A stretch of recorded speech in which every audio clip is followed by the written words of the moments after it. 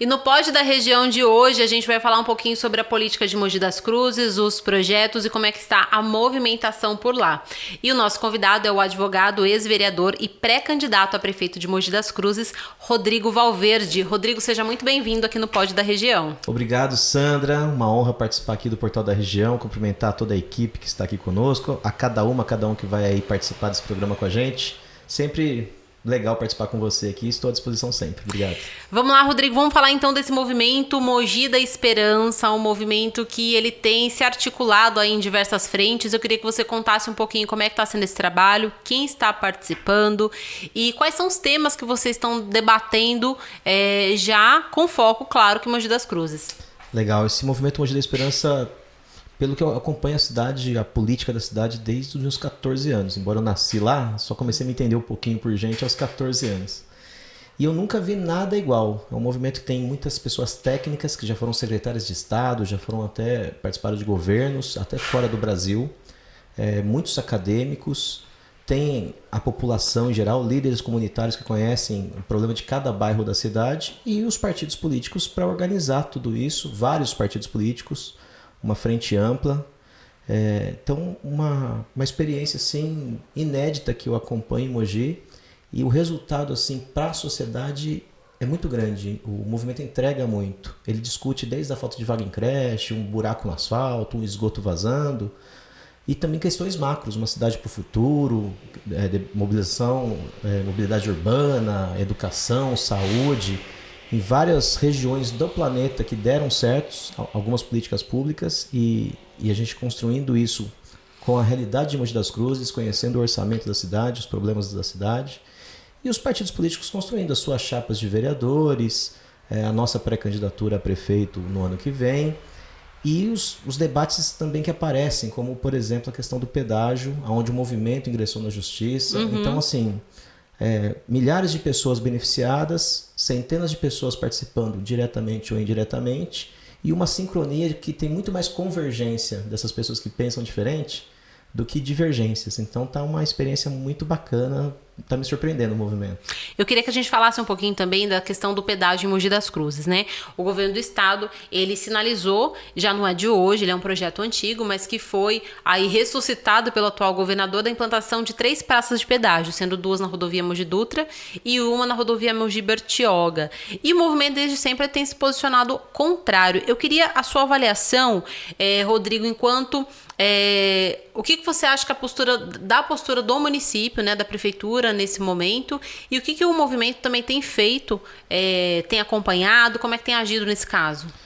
Sandra, você que está aí nos acompanhando, é tão absurda a pretensão do governo do estado, é tão surreal, que as pessoas nem acreditam que tem um processo aberto, uma audiência pública que já foi realizada, propondo 3 pedágios, 2 na Mogi Dutra e 1 na Mogi da Bertioga. E o poder público, assim, as lideranças políticas da cidade, o deputado, o presidente da Assembleia Legislativa é da nossa região, o grande cacique eleitoral, campeão de votos na eleição para deputado federal, é do PSD, que é vice do governador Tarcísio. O prefeito da cidade é um apoiador nato do governador do estado de São Paulo, né? Mobilizou muito no segundo turno em favor do atual governador. Então, depois que estava tudo muito avançado, e começou a ter uma pressão popular, liderado por vários movimentos da cidade, aí esses políticos começaram a se posicionar tardiamente e de maneira muito ineficaz. Então, isso atrapalhou, porque quem tem força institucional não agiu na hora que deveria agir, e a pressão popular agora está conseguindo conscientizar a sociedade, conseguindo mobilizar.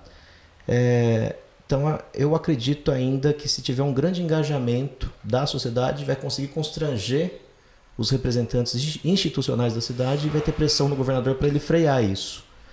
Às vezes está muito oficial 3 pedágios, está ali no processo administrativo aberto, mas talvez pode ser um bode na sala. Ele tira 1 e mantém 2 e a população acha que ganhou. Então a gente tem que tomar muito cuidado com isso. Não se sustenta nenhum argumento para colocar pedágio a esse momento, que a estrada é nova, a gente não tem 20 anos que a gente duplicou com dinheiro público. Então, assim, qualquer debate técnico é muito fácil de vencer a pretensão do governador. mas a gente conseguiu aí, a cidade conseguiu uma vitória na questão de suspender a audiência pública, então o governo vai ter que começar uma nova etapa, dá pra gente engajar mais pessoas e tem que ter muita pressão popular para frear essa pretensão, que ela é real, infelizmente, por mais absurdo que pareça. Rodrigo, você que já teve um mandato como vereador, tem acompanhado aí as discussões da cidade, também já disputou a última eleição e vem agora para a próxima eleição também para disputar a Prefeitura de Mogi. Atualmente, o que você consegue considerar ou listar para a gente alguns dos principais desafios de Mogi nesse momento? Todas as nossas pesquisas internas, o Movimento Mogi da Esperança, esqueci de falar, também ele ouve abertamente as pessoas e também faz pesquisas científicas. A preocupação número 1 de qualquer classe social, de qualquer região, é segurança pública, né? A gente tem aí o governo do estado há muitos anos sucateando os nossos profissionais da segurança no estado, está cada vez mais jogando para o município essa responsabilidade. Recentemente teve uma decisão nacional que vai passar para os municípios as guardas municipais com poder de polícia, né? E a gente precisa agir não só enxugando gelo, né? Porque quanto mais prisão, quanto mais policial, quanto mais armas, dá a impressão que resolve. Mas não, a gente precisa entender como que nasce a criminalidade. Então investir muito nessa prevenção, que é o caminho que qualquer especialista do assunto sabe.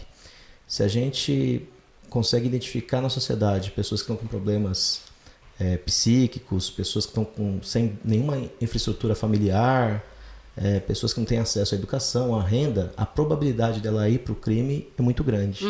Então eu acredito muito nesse trabalho preventivo como o mais eficaz, mas também entender que a nossa Guarda Municipal está com um número muito defasado de agentes.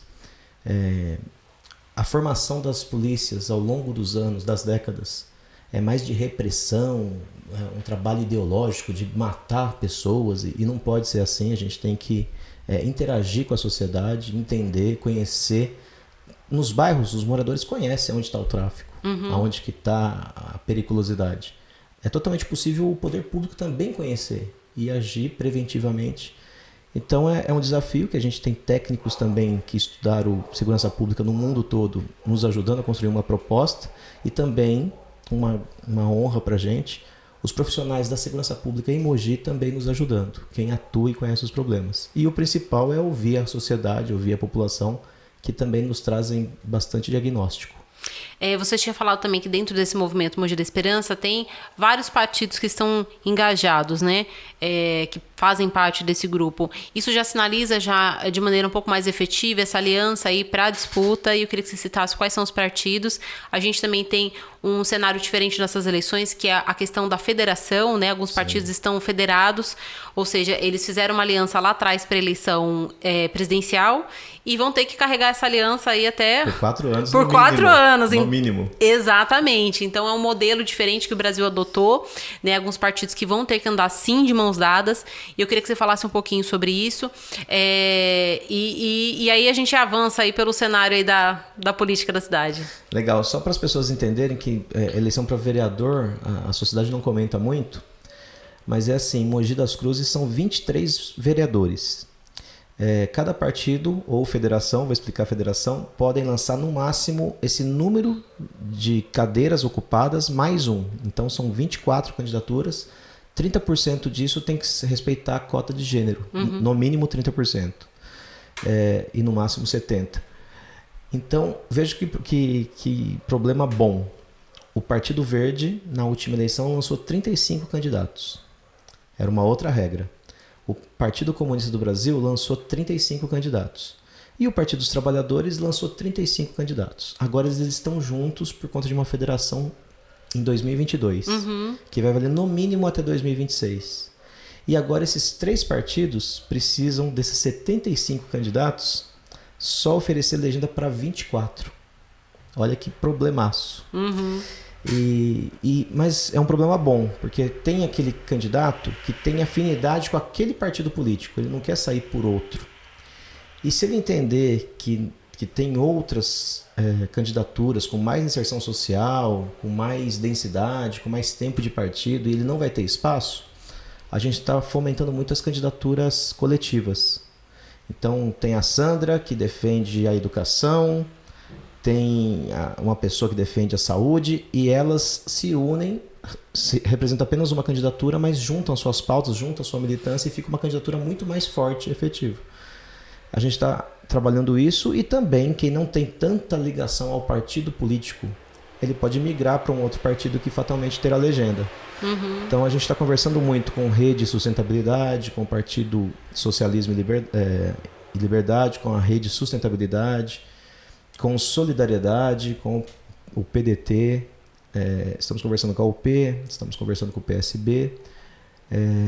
Então a gente acredita que vai ter um leque que vai oferecer aí mais de 120 vagas para candidaturas a vereadoras e vereadores. Então não vai ter problema, quem estava num partido que fez uma federação vai ter espaço em outras legendas, ou a gente vai trabalhar muito, fomentar muitas candidaturas coletivas.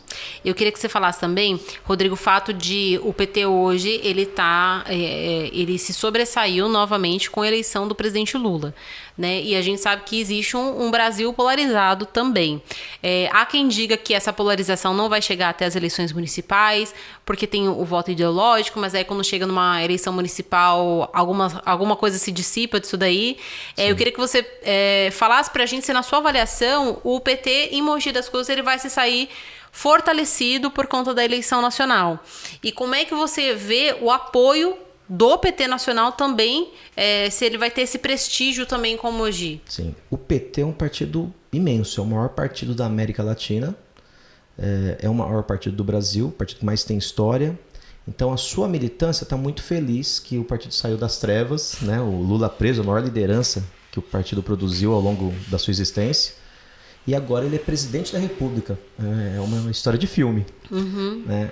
Então a militância petista está muito empolgada, muito animada, muito motivada.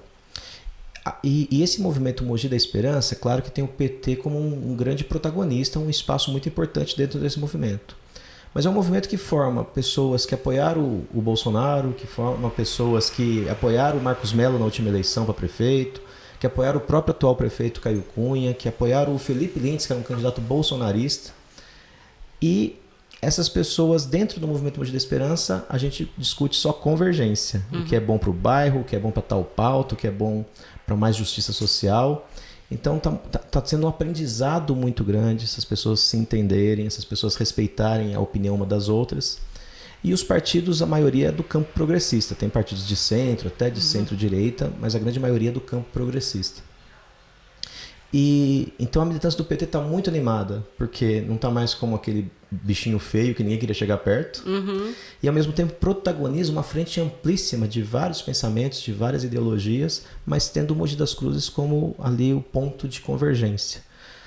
Então, respondendo à sua pergunta, é claro que nós temos uma polarização bolsonarismo e lulismo que absorveu o debate para governador de São Paulo. O Tarcísio venceu as eleições morando num flat. Ele era do Rio de Janeiro.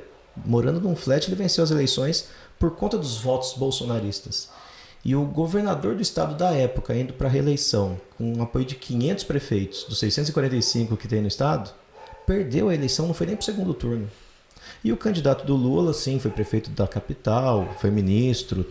Lógico que o Haddad tem toda uma inserção e uma vida própria. Mas, sem dúvida nenhuma, a polarização nacional definiu as eleições para governador. Em Mogi das Cruzes pode acontecer esse fenômeno, embora, como eu falei, vai ter gente que é até bolsonarista que pode estar votando em mim o ano que vem. E sem dúvida nenhuma a gente vai capitalizar aí. O Lula teve 106 mil votos. Eu acho muito difícil esses 106 mil votos que apertaram 13 em 2022 votar no 22 o ano que vem. Então, talvez eu não consiga ir 100%, mas a gente espera que uma boa fatia desses 106 mil votos do Lula venha pra gente o ano que vem. E em 2020, que eu fui candidato a prefeito, sofri muito, porque o Lula não tinha sido absolvido ainda não tinha vindo à tona a grande armação que fizeram no processo dele. Então muita gente acreditava que ele era um corrupto, o chefe da corrupção, mesmo que quando discutia bilhões nos contratos, ele foi preso por causa de um apartamento. Mas as pessoas não entendiam isso na época. E agora que o processo veio à tona, mostrou toda a fraude, o Moro e o Dallagnol podem ser presos num futuro bem próximo. O Dallagnol já foi cassado, o Moro já está sendo quase cassado, todos os senadores dão ele como cassado. Então inverteu um pouco a lógica. Eu acho que isso pode me beneficiar. O que estava contra mim em 2020 pode estar favorável em 2024. E a economia também melhorou demais. A vida das pessoas voltou a melhorar em apenas 7 meses de governo. Eu acredito que isso vai estar mais nítido ainda no que vem. Eu acho que isso também vai ser favorável. Então a militância está muito otimista, o pré-candidato está muito otimista, e o movimento está numa sincronia com toda essa dificuldade, com toda essa complexidade que eu te falei. Por incrível que pareça, também está extremamente harmônico e muito confiante também na vitória. E, Rodrigo, falando ainda nesse panorama político, eu queria que você comentasse um pouquinho essa possível união aí de PL, PSD, né, esse casamento que está sendo aí já pré-anunciado. Como é que você avalia essa inserção do PL em Mogi das Cruzes, na região, né? A gente tem o presidente nacional do PL, que é de Mogi das Cruzes, né, Valdemar Costa Neto, ele que tem sido uma grande influência na política da região. Como é que você avalia essa proximidade, se você acha que, como que os mogianos também recebem isso? Porque o Valdemar Costa Neto, ele é uma figura histórica, antiga, né? Que antecede já o pai dele, foi prefeito de Mogi das Cruzes, né? Por longos mandatos, né? Como é que você avalia esse cenário? Eu que desde os meus 14 anos de idade eu acompanho a política, eu sempre soube da força política dele na região, né? O pai dele era prefeito, foi prefeito 4 vezes, nunca teve um prefeito de Mogi com tantos governos assim, e fazia o sucessor. E o último sucessor que o pai dele fez foi o Jundiabe, que ficou 8 anos, elegeu o seu vice-prefeito, que era o Bertaioli, que ficou 8 anos, que elegeu o seu chefe de gabinete, que era o Marcos Mello. Na última eleição, a sociedade deu um basta nisso. E agora, como o prefeito que venceu está muito mal, está com a pior avaliação da história, eu acredito até que o nosso adversário vai ser alguém indicado pelo Valdemar Costa Neto. Acho que não vai ser nem o atual prefeito. E essa influência que ele tem em Mogi, isso chega nas outras cidades. Todas as cidades no passado recente pertenciam a Mogi das Cruzes, né? Ferraz de Vasconcelos, Suzano, Poá, eram todos pertencentes ao município de Mogi das Cruzes. Foram tendo suas emancipações, principalmente por conta da linha férrea. Mas a política continuou sendo muito influente. E o Valdemar pai era uma grande liderança regional, o filho herdou, o filho já está com 74 anos e está no seu auge. Está no seu auge, ele sempre foi forte, mas agora ele preside um partido que tem 100 deputados federais, que o ex-presidente da República, que teve 49% dos votos, é do partido dele. Então isso é uma força a mais do que ele sempre já teve. Então não tenho dúvida que é um adversário muito difícil. Ele vai vencer eleições em cidades vizinhas aqui do Alto Tietê. E a gente precisa conversar com o Mogi das Cruzes para não trazer o passado de volta. Tá certo. Rodrigo, eu agradeço muito a sua participação aqui no Pod da Região. Rodrigo Valverde, que conversou aqui com a gente sobre o movimento Mogi Esperança, falou um pouquinho do panorama político, como é que tá sendo as articulações e o que a sociedade aí mogiana deve esperar para as próximas eleições. Rodrigo, foi um prazer recebê-lo e obrigado pelo bate-papo. Sandra, muito obrigado pelo convite, toda a equipe aqui do Portal da Região, a cada um que participou aqui do programa. E siga a gente lá, siga Valverde no Instagram, Rodrigo Valverde Oficial no Facebook. Participe do movimento Mogi da Esperança, conheça o movimento suprapartidário, né, extremamente amplo e que cabe todo mundo para a gente construir a melhor cidade possível, talvez servir de exemplo para ajudar também na construção de políticas públicas para a região. Obrigado, Sandra, pelo espaço e até mais. Tá certo. Você que nos acompanhou aqui no Pod da Região, deixa aqui seu comentário, porque a gente também quer ouvir você. Portal da Região, a notícia que você precisa.